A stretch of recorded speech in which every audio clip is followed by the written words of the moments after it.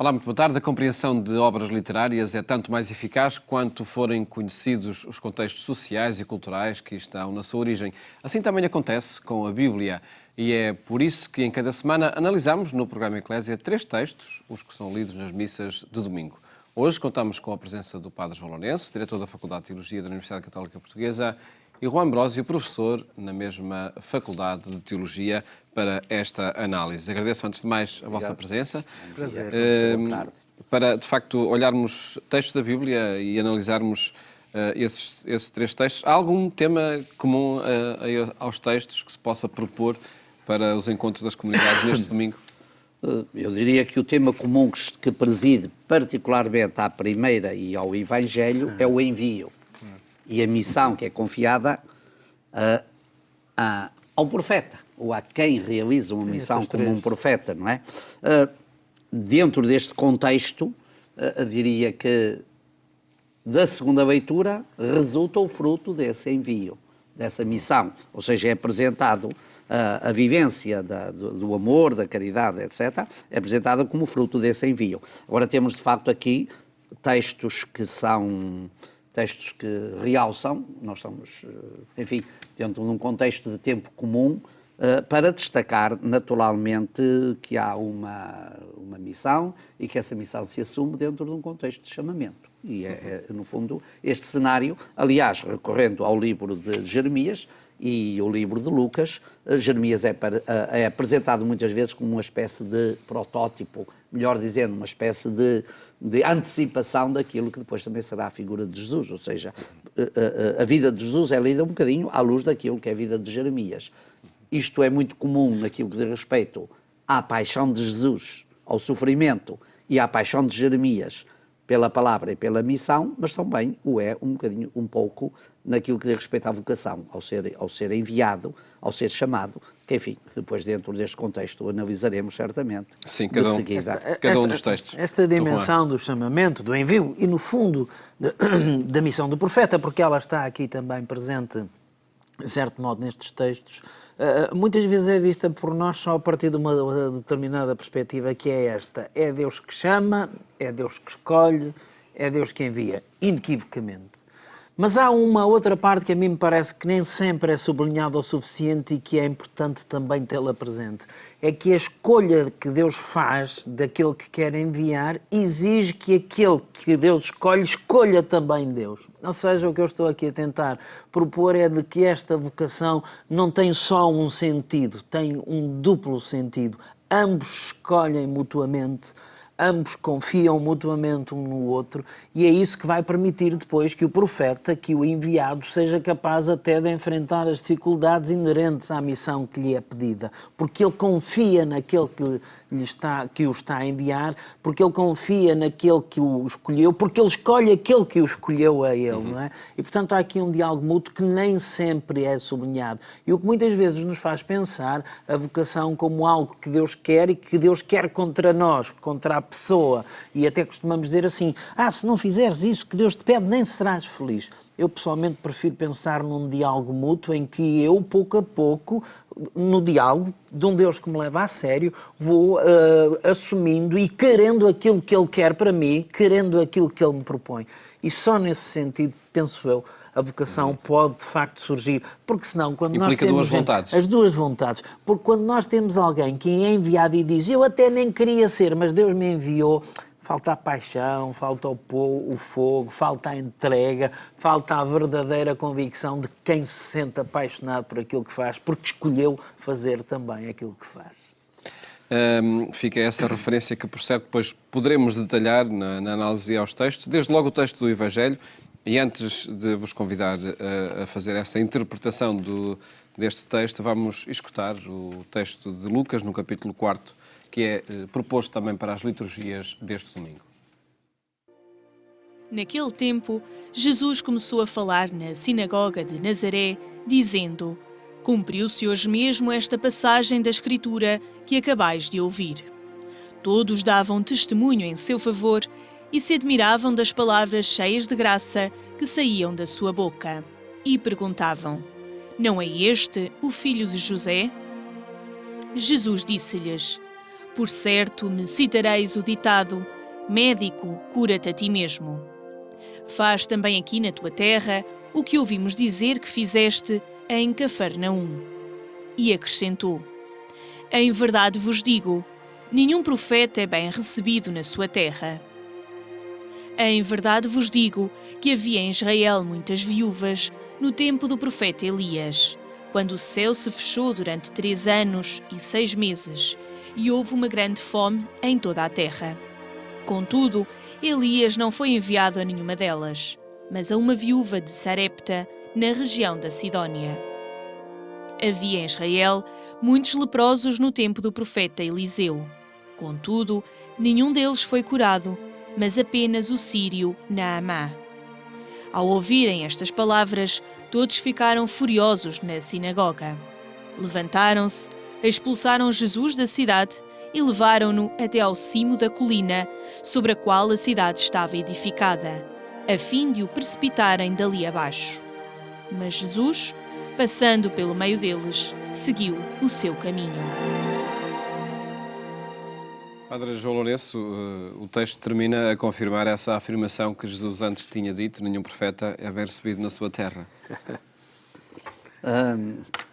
Sim, é verdade. E nós, antes do texto bíblico, há também um provérbio popular que diz que ninguém é grande para o seu criado de quarto, não é? Portanto, a realidade humana é esta. Embora eu também não sei se é mesmo verdade, totalmente verdade. Há alguns profetas que nunca foram bem recebidos na sua terra, mas, por exemplo, Isaías, que era de Jerusalém, parece que sempre foi bem recebido em Jerusalém e teve uma missão importante, não é? Está a contrariar Jesus, o Padre João Lourenço. Não sei, não estaria a contrariar, estarei simplesmente a dizer que São Lucas toma aqui num texto difícil, de difícil análise, de um texto complexo, um texto muito trabalhado, que incorpora já num estágio, numa etapa de redação, aquilo que são os ecos que provêm de fontes diferentes, as ressonâncias, faz já uma leitura da própria vida de Jesus, mas não apenas numa... E por isso é que eu acho que não estou muito bem a contrariar, Sim. Porque acho que estas palavras de Jesus é o resultado da própria vivência da comunidade cristã, que vive a fé em Jesus, mas que também ela está a ter dificuldade em ser aceita na sua terra, a ser aceita na Palestina, principalmente no contexto em que o Evangelho é redigido. Portanto, é muito importante para a compreensão do Evangelho de São Lucas situá-lo um bocadinho no tempo. E o tempo da redação do Evangelho de Lucas é o pós-70, em que toda a sociedade judaica, quer cristã, quer judaica, foi destruturada pela guerra. E, portanto, nessa questão, não é só Jesus que não é bem aceite, mas a própria comunidade cristã não foi bem aceite no mundo judaico em que vivia. Portanto, e teve de isolar-se, teve de partir para a diáspora. Não foram só os judeus que tiveram de partir para a diáspora, também os cristãos que viviam na Palestina tiveram de ir para a diáspora. Ora, portanto, temos aqui um texto muito complexo que reúne muitos elementos e que é, no fundo, já uma leitura, e por isso a figura do profeta Jeremias, de que se fala na primeira leitura, é importante, porque ela configura um bocadinho a vivência também complexa e difícil, numa sociedade também em conflito. Muitas vezes esquecemos que as duas situações sociais em que vive Jeremias e em que o Evangelho de Lucas é redigido são muito parecidas. Estamos perante duas destruições de Jerusalém. Estamos perante dois exílios. Estamos perante dois impérios inimigos, que o de Babilónia, vem e destrói Jerusalém, outro romano vem. Qual deles o menos afável, se é que há impérios inimigos afáveis, não é? Depois não há nenhum. Mas qual deles o mais destruidor, o mais ruim, diríamos nós, para os habitantes locais? O Evangelho de Lucas traduz isto mesmo aqui. Todo este drama que se desenrola aqui, recorrendo a figuras, protótipos, recorrendo até à missão do profeta Elias, etc., tem o condão e tem o objetivo de ajudar a comunidade a situar-se neste contexto também de exílio que ela vai passar, mas a olhar para o futuro com esperança, porque, no fundo, Deus está com Deus está com o seu povo, como esteve com Jeremias e como está com Jesus. De que forma é que, na atualidade, muitas vezes nos apropriamos desta expressão, nenhum profeta é bem recebido na sua terra? Pois, apropriamos dizendo que tem a ver com esta dimensão humana, porque quando estamos na nossa terra, à partida estamos à volta daqueles que nos conhecem, que conhecem aquilo que são as nossas potencialidades, mas que conhecem aquilo que também que são as nossas fraquezas, as nossas fragilidades, que conhecem as nossas origens. E no caso de Jesus, que traz uma proposta completamente inovadora e ainda por cima inclusiva, ainda que depois parece ao texto que não é inclusiva, que só se dirige a uns, alguns atravessam, mas afinal de contas, quem é este que, em nome de Deus, vem dizer que há uma proposta para toda a gente e que não é só para alguns? Quem é este? Isso torna as coisas, de facto, mais complicadas. Penso que essa é claramente uma das leituras que se pode fazer. Agora também estou de acordo com o que disse aqui o Padre João Lourenço. Quantos de nós não fizemos a experiência também de ser acolhidos na nossa terra, quando lhes levamos uma mensagem de que é uma mensagem de carinho, de ternura, e quando, apesar das nossas fragilidades, porque as temos, e apesar das pessoas conhecerem as nossas fragilidades, nos acolhem bem porque também nos querem bem. Portanto, é preciso, de facto, fazer uma outra interpretação mais abrangente. Mas há aqui uma coisa que o texto nos pode deixar, afinal de contas, este Jesus que provoca, e provoca por causa da inclusão, ou seja, porque fala-nos de um Deus que quer ser Deus e Pai de todos. Aparece, pois, no texto, parece que uma divisão entre os seus e os que não são seus, que no meio de todos só alguns é que são curados, só a alguns é que se dá atenção. Ora, é precisamente por sublinhar o contrário que ele não é bem recebido. Quer dizer, não é porque se Deus só quer cuidar de alguns, quer cuidar de todos. Agora, chega a todos, começando por alguns, e esses vão fazendo multiplicar a coisa. Uma vez mais, convido a fazer uma leitura ao contrário. Foi Deus que escolheu aquela viúva, ou terão sido estes que foram mais sensíveis à proposta que lhes foi feita e, portanto, a partir dessa sensibilidade pôde-se trabalhar mais com eles, pôde-se aproximar mais com eles? Ou seja, o que aqui está dito é que há uma escolha universal de Deus por todo o ser humano. Deus está verdadeiramente empenhado e quer o bem de todo o ser humano. Quando desse conjunto de seres humanos alguns são mais sensíveis, com esses Deus pode trabalhar mais próximo, mas para depois poder chegar a todos os outros. A proposta não é de exclusão, pelo contrário, é de inclusão e de inclusão universal. E por isso Jesus não foi bem recebido na sua terra. Em todo caso, seguiu o seu caminho. Exatamente. Como termina o texto. E acrescentar para E acrescentar uma coisa, quer dizer, não devemos também fazer só uma leitura parcial de um provérbio. Com certeza, com certeza. O texto começa por dizer: todos davam testemunho em favor dele, e se admiravam das palavras cheias de encanto, cheias de ternura, porque esta palavra, no fundo, cheias de misericórdia, que lhes saíam dos lábios. E acho que isto é muito importante.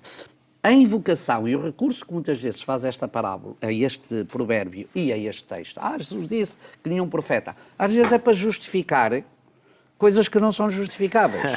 E eu acho que devemos ter muita atenção a isto, porque às vezes utiliza-se na igreja esta expressão: eu balde-me, eu faço o que eu quero. As pessoas têm o direito de fazer exigências, de nos colocarem um patamar alto de exigência, e depois as pessoas dizem: pois nenhum profeta é recebido outra terra. Mas serás tu verdadeiramente profeta? É preciso primeiro também pensar isso, não é? Serás tu verdadeiramente... Porque é que não é bem recebido? Eu não tenho experiência nenhuma de ser mal recebido em minha terra. Claro, também não tenho nenhuma pretensão, nem nenhuma presunção de ser profeta. Isso é verdade, isso não tenho. Mas não tenho nenhuma queixa de dizer que não foi... E até pelas terras por onde tenho andado, graças a Deus, sempre fui bem recebido. Pois, provavelmente, acho que se nós fizermos a missão que Jesus nos compete, não tenho razão para lamentarmos disto, não é? E, aliás, também ainda volto a dizer, isto para ir ao Antigo Testamento, Elias não foi mal recebido na sua terra. E a missão que ele fez é para dizer um bocadinho isto que aqui diz. A missão não se esgotou ali, ele foi buscar gente estrangeira, para a trazer, para alargar essa dimensão da sua terra, não é? Claro. E, portanto, acho que aqui o terra não tem o sentido de quintal, não é? Não é o quintal que está aqui em causa, é, no facto, a globalidade da inclusão na vivência, na comunhão, e acho que isso é muito importante. Deixa-me só reagir a uma afirmação final que não foi dita com essa intenção, mas pode ficar essa ambiguidade. Apesar de tudo, ele seguiu o seu caminho, ou seja, ele seguiu o seu caminho, não pode de modo nenhum de ser interpretado como indiferente, ter-se nas distintas e continuou. Não, pelo contrário, continuou o seu caminho verdadeiramente empenhado na inclusão de que este Deus quer ser um pai ternurento de todos. Apenas seguiu a sua impediu que o missão. precipitassem, não é? Exatamente. Seguiu a sua missão. E fez o melhor que pôde, que era para poder continuar o seu caminho, exatamente. Vamos ao texto da primeira leitura da profecia de Jeremias. De que eleição se fala aí, Padre João Lourenço, antes de se formar no ventre materno eu te escolhi? Nós temos aqui, nesta primeira leitura de hoje, a apresentação da vocação de Jeremias, que é um texto que faz parte do quadro mais clássico de textos de vocação no Antigo Testamento, principalmente acerca dos profetas. E acrescenta, em relação aos outros, eu diria quase esta pré-condição que o profeta tem. Eu creio que aqui, e às vezes isto pode causar alguma coisa, não está aqui condicionada à liberdade de Jeremias. Nada. Não está aqui condicionada, nem está aqui condicionada à vivência da sua vocação. Eu quase me atrevi a dizer está requerida. Está dizendo que Jeremias, como qualquer crente, tem esta missão que depois ele vai consolidar e assumir na sua opção, na sua escolha, na sua resposta dentro desta experiência de Deus. Porque as narrativas de vocação nos profetas são, acima de tudo, resultados de uma forte experiência de Deus e de uma ruptura. Se o profeta faz uma experiência forte de Deus, tem de fazer uma ruptura, muitas vezes com muitas coisas que compõem o seu mundo. Aqui o que nós temos é, de facto, um texto para nos mostrar esta paixão com que Jeremias vive a sua missão. Oh, Senhor, a tua palavra era fogo, eu queria fugir, mas ela atraía-me. E, portanto, está aqui uma expressão, uma narrativa rica. Eu tenho pena, e digo isto, que os liturgistas tenham mutilado um pouco o texto. Não é? Porque... Em que sentido? No sentido em que parece não tremas, não tenhas medo diante deles, não tremas e não tenhas medo, não te acobardes diante deles. Portanto, porque eu estou contigo, reforça esta missão e empresta ao profeta um dinamismo muito grande. E, nesse sentido, este texto serve exatamente como protótipo para ver a paixão com que Jesus levou a cabo a missão. Não se faça a minha vontade, faça-se a tua, e eu estou nas tuas mãos. Mas entenda-se isto, não se faça a minha vontade, faça-se a tua, que eu faço minha. Porque senão, para lá estar, há um encontro parece de que duas há... vontades. Exatamente, e é bom voltar Há a pouco sublinhar se referia, isto. sim.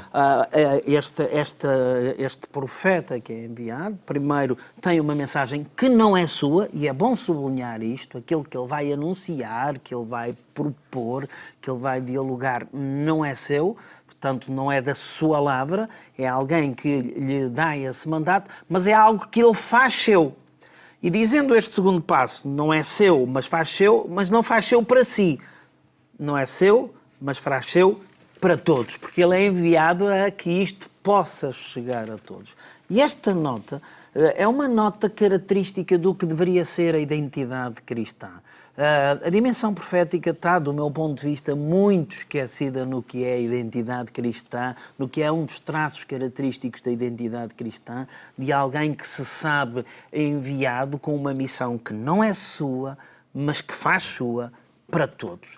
e que é este encontro de duas vontades. E só aqui eu encontro que no tempo histórico que estamos a viver, que é verdadeiramente um tempo de mudança epocal, esta nota é verdadeiramente importante, porque a transformação do mundo que se está a exigir a todos os níveis, capazes de criarmos um mundo que possa ser habitado por todos, onde não haja gente em excesso, onde hoje não haja gente que seja descartada ou descartável, como diz o Papa Francisco. Esta dimensão parece-me verdadeiramente fundamental. E estou em crer que algumas das coisas que se estão a dizer e que o Papa quer propor também através desta proclamação do ano da misericórdia, deste ano jubilar da misericórdia, de que todos sejamos testemunhas da ternura de Deus, do amor de Deus, passa muito por aqui. Um outro aspecto que marca também a experiência crente e o agir em sociedade é este da caridade de que fala o texto da segunda leitura. Essa é a marca d'água. É a marca d'água, não é? E sobretudo porque assume para o autor do texto um valor acima de qualquer outra dimensão, até ao ponto de afirmar a caridade não acaba nunca. No contexto desta comunidade e no contexto, sobretudo, deste texto da Bíblia, como é que surge aqui esta afirmação e esta valorização desta dimensão da caridade na relação entre pessoas? Eu olho um pouco para este texto de São Paulo aos Coríntios, que se vê hoje na nossa liturgia, como uma espécie de poema. Isto é um poema onde Paulo versa de múltiplas formas e recorrendo a múltiplas imagens e a situações, realçar de facto o primado. Aqui não é tanto o primado, aqui é o objetivo final, é a caridade, a expressão do amor como meta a atingir. E uma meta a atingir que passa naturalmente pela experiência vivencial, mas que tem como, por fim, Deus. Paulo sente, e eu sinto também um pouco isso, que nesta trilogia daquilo que nós chamamos as virtudes teologais, a fé, a esperança e a caridade, aquela que dá sentido e finalidade a toda a vivência cristã é de facto a da caridade. Porque a fé é uma realidade existencial, a esperança também. A caridade é a expressão que se vive existencialmente, mas é também a forma do encontro definitivo com Deus. E, portanto, nós já não temos muito tempo para a caridade para comentar. Vamos ter caridade com os nossos locutores. Brevemente. Só dizer isso, é a meta a que aspiramos, porque é a fonte a partir da qual partimos, não é? Aquilo que Deus é caridade, ou se quisermos para parafrasear o ano que estamos a viver, é a misericórdia, é a ternura, partimos daí, o nosso testemunho tem que ser esse, essa é a meta para a qual caminhamos. Fica assim essa referência breve, a estimular também depois a análise de quem nos está a seguir. Muito obrigado por terem estado aqui no programa Eclésia. E siga também este programa na rádio, na Antena 1, onde lhe fazemos companhia pelas 22h45. Votos de boa tarde, até à próxima segunda-feira, se Deus quiser.